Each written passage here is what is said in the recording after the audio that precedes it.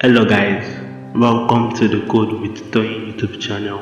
In this video, we will talk about container tags and use this little project to demonstrate. Like the video and subscribe to the YouTube channel if you haven't. Thank you.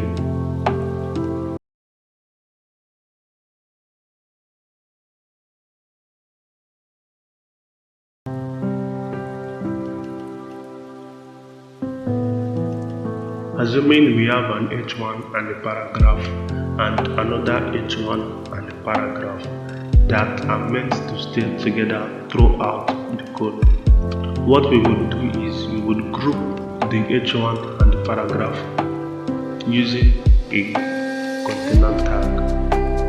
Here I would use the div tag.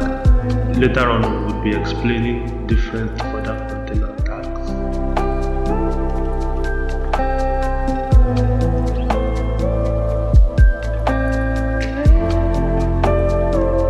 This changed nothing in the code, but under the hood we know the H1 and the paragraph tag are together.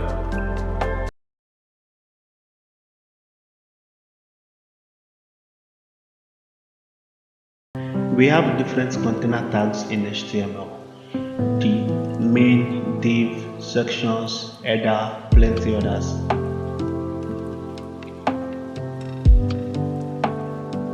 Using the project as a reference, we see we have the title and some navigations at the top of the project grouped together.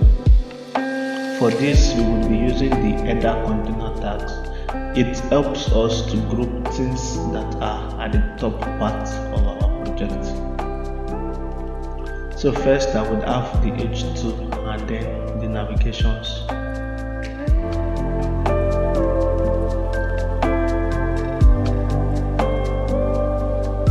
Looking at the navigations, I see there are 4 different navigations, but they are also grouped together using a container tag. We would use the nav container tag for that.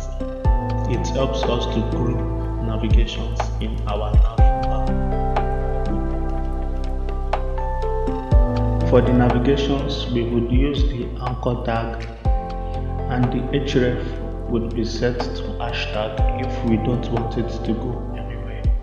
But for this project, I want it to go to a place named home, so I would use the hashtag home if I click on the home anchor tag.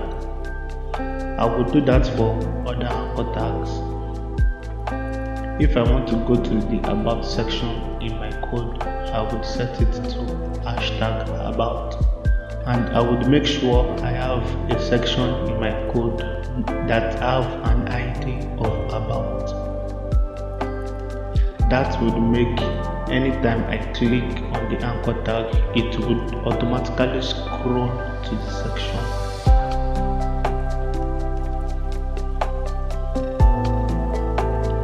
Here we have the head part of our code done and dusted.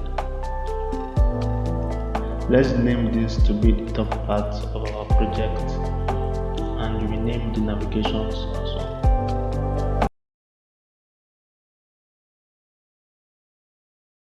The next part of our project is the hero section. We use the main tag for this. The hero section is like the main place you are going to see at the first glance of the project. So we have the image and we have some paragraph tag.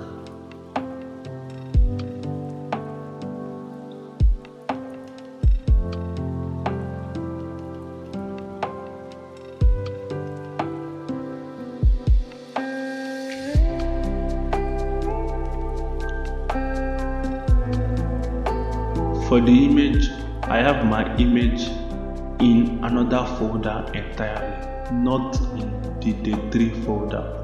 So to locate the other folder, I would be using the // directory to get there. I have the // asset / the name of the image.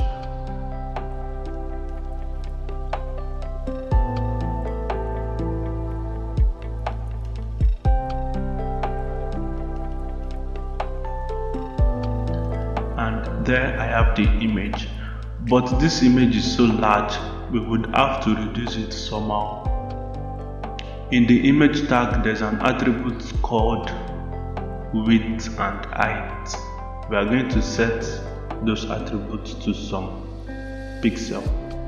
Here I would use 1200 pixel for the width, and for the height also we have a pixel. A pixel means a dot in our screen. Every screen is made up of plenty fiber optic dots. So a single dot on the screen means 1 pixel. So I have 1200 for the width and I have 400 for the height.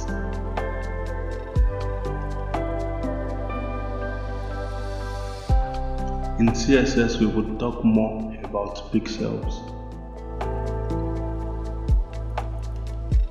And don't forget to name your main or hero section with an ID of home, as per we already have it in our navigation.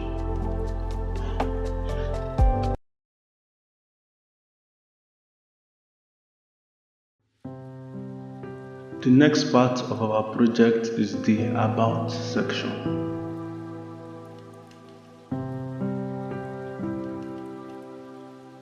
I would make a comment to let me know the code starting from here is for the About section. For this section, I would be using the article tag. Any container tag can be used interchangeably, it does not matter. But for this, I chose to use the article tag, not for any reason. We have lorem in HTML. This is called a dummy text. It would generate some text for us. I don't want to be typing every time, so we use the lorem to generate some text. We see this text is going way too far. I would use the VS Code shortcut of Alt Z to wrap the code, so I won't have to scroll horizontally. We can generate lorem of any number we want. Just type lorem and then the number you want.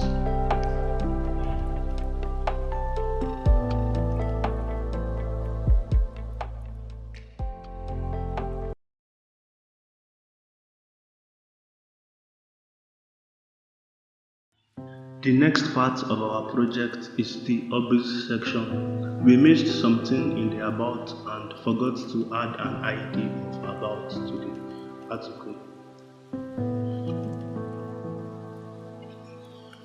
For the Hobbies section, we would be using the section container tag, and we immediately add the ID Hobbies to it. ID must be unique throughout our HTML code. We must have just one particular ID. For the listing of hobbies, we would use the unordered list to do that.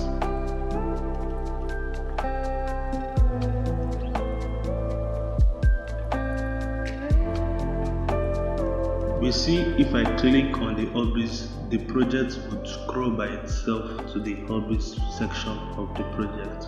This happened because I named that particular section hobbies, and for the navigation I added hashtag hobbies.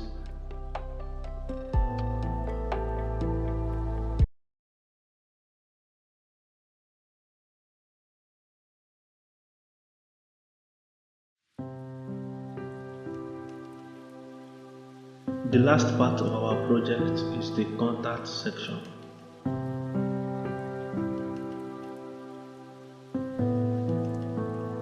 We would have the contact text and we would have the form to contact too.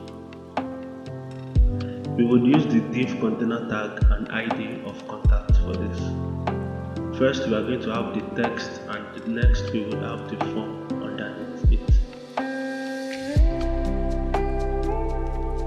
We've talked about forms in the previous video, make sure to check that out.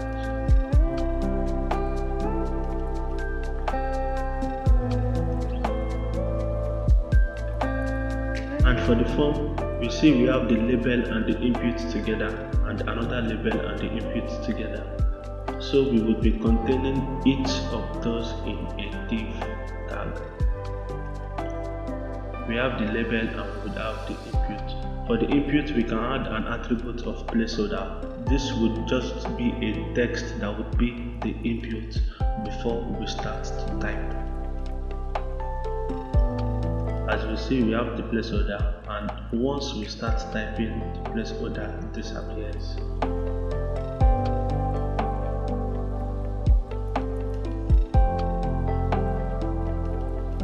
I would have the next section also for the form, which are going to be together. We have the label and the text input for the next part of the form.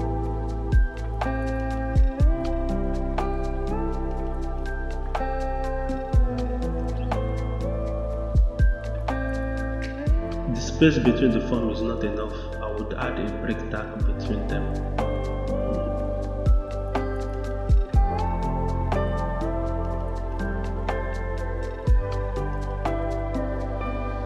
Two break tags might be too much. I would reduce it to one. We can easily create a div in VS Code by pressing dot. That would create a div with a class for us. A class is just like an ID, but does not have to be unique. We would have the label, and we would be using text area for the input of messages, because a text area can take more than an input can take. We would add the placeholder for the text area.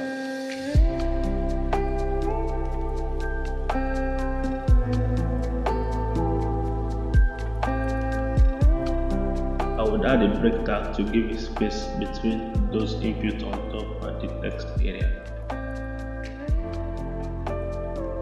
And also, I want the label to be on top of the text area.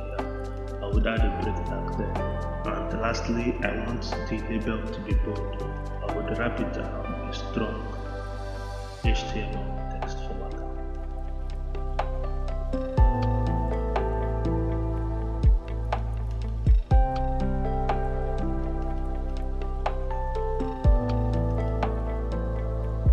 I want to have some space below our contact section. I would add some break tags in the HTML. Next, I want to have a button to submit the form when it is done filling. We've explained forms and buttons in our previous video, so I want to be explaining thoroughly in this video.